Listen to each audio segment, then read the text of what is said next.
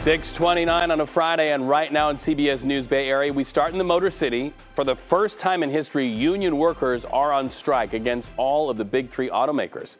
The United Auto Workers Union failed to reach an agreement with Ford, General Motors, and Stellantis, and now workers are joining the picket line.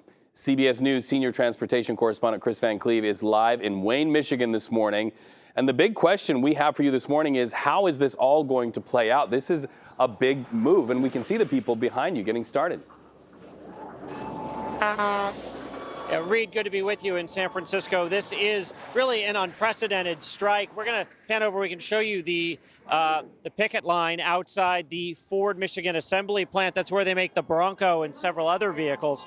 About 3,300 workers here at Ford. How's this going to play out? Well, the union is trying to strategically target key plants with strikes. The three that have been hit, the one here in Michigan, Ohio, and Missouri, they make vehicles trucks and SUVs, vehicles that make a lot of money for the automakers, that are popular with consumers, and that's to send a message. They're trying to exert the maximum amount of leverage with these small strikes, and they will expand it out from here, they say, with very little notice. So how does it play out? It's a little bit of a new playbook, but right now you've got about 12,000 of the 150,000 United Auto workers that work for these three car makers on the picket line. They have walked off the job at these three plants. So the question I have this morning, we understand this is not like a total walk-off. Are these to be seen as sort of warning shots for a greater action that could likely come? Well, I think the union has described it as basically, if we don't get a deal from this, well, then we're going to ramp up the strike at more plants. Economists say this is kind of a dangerous strategy in that the supply chain is so interconnected that disrupting a few plants could lead other plants to run out of parts. If they can't build cars, those plants will shut down, and those workers essentially will be forced out of work because of the strike, even if they're technically not on strike. So,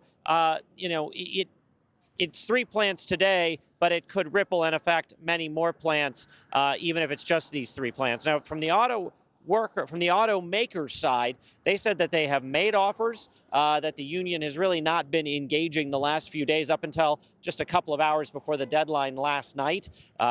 They would like to get back to the table. They would like to try to get this done.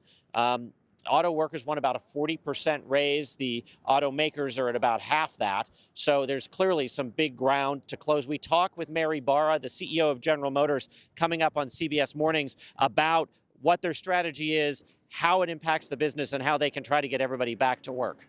And Kris, what I'm watching this morning is how this could affect stocks on Wall Street and the ripple effects in our economy. That might be seen as a bargaining chip by these unions, knowing that they could tip the needle on Wall Street.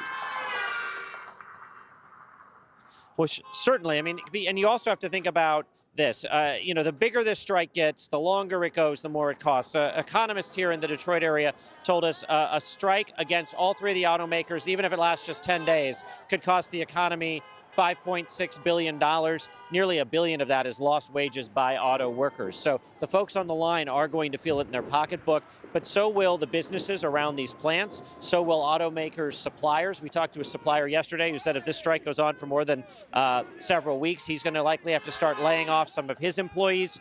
And then it ripples out to the consumers who might be car shopping and can't find a vehicle. So the union knows that the auto industry here in the United States ripples through the entire economy.